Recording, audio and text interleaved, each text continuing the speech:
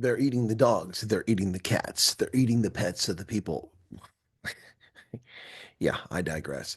On a more serious subject here, apparently, illegal miners in Stilfontein are resorting to cannibalism. Welcome back once again. This is Chris Report, and he assured me that St. Simon's down in Boulders. Folks, this is Chris Wyatt reporting from South Africa.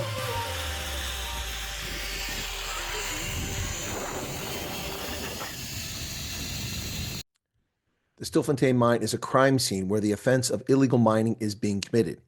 It is standard police practice everywhere to secure a crime scene and to block off escape routes that enable criminals to evade arrest. Cyril Ramaphosa. Well, that's what South Africa's president correctly stated a few weeks ago. As we enter the new year, however, News 24 is still trying to pretend the illegal miners are victims of an abusive state. Nothing could be further from the truth. Today's attention-getting headline at Propaganda 24. Trapped Zamazamas resort to cannibalism out of desperation. Freed miners tell the Constitutional Court. Two illegal miners who resurfaced from the Buffelsfontein gold mine in Stilfontein on Christmas Day have given evidence that some of their trapped colleagues resorted to eating dead miners in a desperate attempt to stay alive. Oof, it's the Donner Party all over again.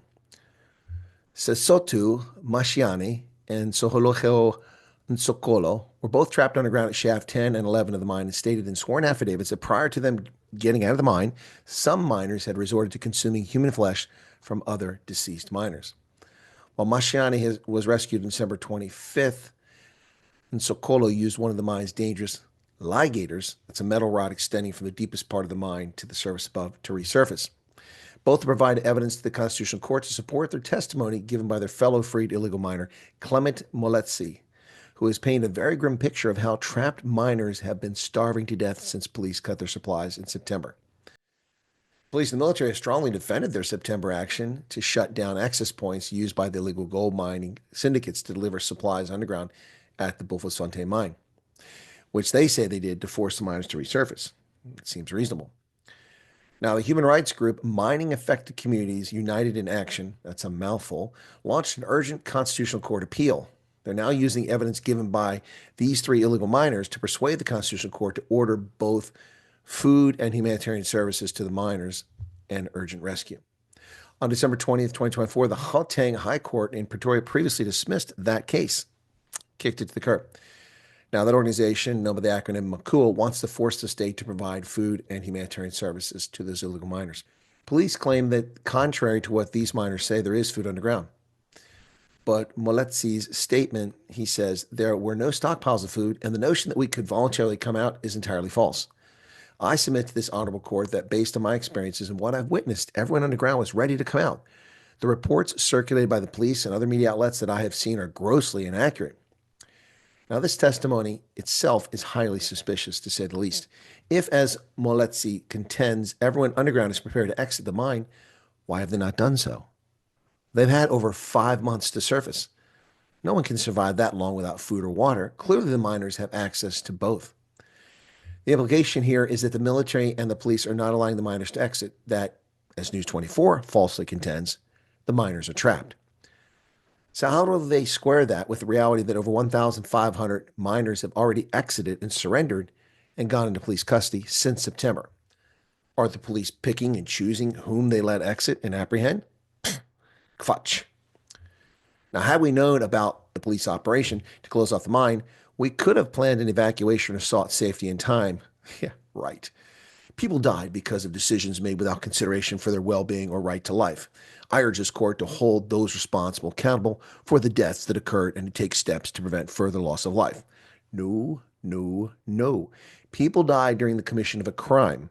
Had they not been breaking laws, they would not be underground, finished and clar. The people responsible for the death of the illegal miners are the illegal miners who entered that mine, which is closed, and trespassed to steal. They're responsible, not law enforcement, not the military. Meanwhile, the state is blaming the private sector for this. The state attorney is adamant that it is a responsibility of Buffelsfontein Gold Mining Company to rescue the trapped illegal miners. Come again? The state owns the land, not the mining company. The state and Buffelsfontein are quibbling about paying for rescue equipment to help the criminals escape, but neither helped them enter the mine illegally. So the argument has shifted from the criminal conduct of Zamazamas stealing gold, endangering public safety, to News 24 placing the blame and responsibility on the state trying to place it at the feet of Stilfontein gold mine. Illegal mining is dangerous. Let's put the blame where it belongs, on the miners. Yes, there have been reports that some were press ganged into working in the mine, but that doesn't apply to the vast majority of the thieves stealing gold. Remember last week when a miner emerged with gold hidden in his underwear, stitched into the underwear? That hardly looks like a poor victim trapped in a mine by law enforcement, and more like a criminal trying to slip by with the stolen goods. Meanwhile, leftist do-gooders are more concerned about how criminals enjoy Christmas and New Year's than about their actions. The Stilfontein Solidarity Committee told Times Live these are the only supplies permitted to reach them. The aid that is allowed in the shaft that they're talking about is restricted to the most basic things like instant porridge and water. There's no question of sending anything more than that. Even life-saving medicines and batteries for headlamps are not allowed in for the reasons which remain unclear. Well, because the police are not trying to facilitate them staying underground instead of coming out. The more you give them, the longer they can stay underground. So the Stilfontein Solidarity Committee says that holiday cheer in this case is overtaken by the desperate need to keep a starving, trapped mass of people 2 kilometers underground alive. Holiday cheer for criminals costing taxpayers millions of rand? Sorry, there's no empathy coming your way, boys. Many members of the public are not aware that the miners cannot resurface on their own, that they have to be assisted. We are advocating for what the state has already promised to do, which is its mandate under the Disaster Relief Management Act. Namely, it will put in place a system that will catalyze the rescue operations. So many people don't realize the miners can't resurface. So why did they go into the mine in the first place? Were they always going to need the assistance of the state to get out of the mine? Something doesn't make any sense here. So why did they get themselves into a position needing to be rescued in the first place?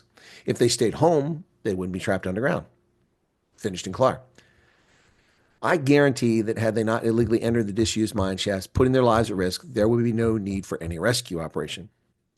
Now, State Attorney Isaac Cho said Makua's account of what is happening at the mine was highly controversial and refuted by South African police and several illegal miners who recently emerged from the mine. According to Cho, the police were in the process of gathering information, which would have told a very different picture, namely of significant food stocks being available to sustain illegal miners and those under whose direction they are continuing to mine illegally. Makua's national administrator, Sabelo Mguni, claims that the miners' lives are hanging in the balance and their right to life and dignity cannot be violated any further. The court's immediate intervention is essential to prevent more deaths and to protect these fundamental rights. The time for decisive action is now. Meanwhile, the South African National Joint Operational Intelligence Structure, or NATJOINTS, refutes the notion that miners remain trapped solely due to police actions as misleading, as do I. SAP says implemented measures to secure the area and prevent further illegal activities, but designated exit points have been established to allow miners to surface safely and face due legal processes. The miners possess the means to exit independently, as demonstrated by those who've resurfaced in recent days. Government stance is to uphold the rule of law.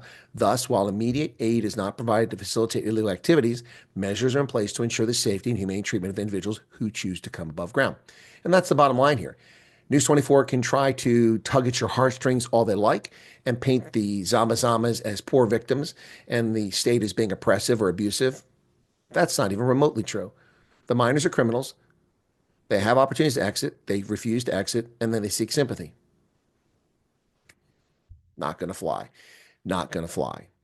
Now, this puts folks in mind of another operation in mines that caused a lot of trouble in Maracana a few years back, when an illegal strike occurred and the illegal strikers menaced the police, marching towards them with knob carries in a threatening, menacing fashion, and got shot for their trouble.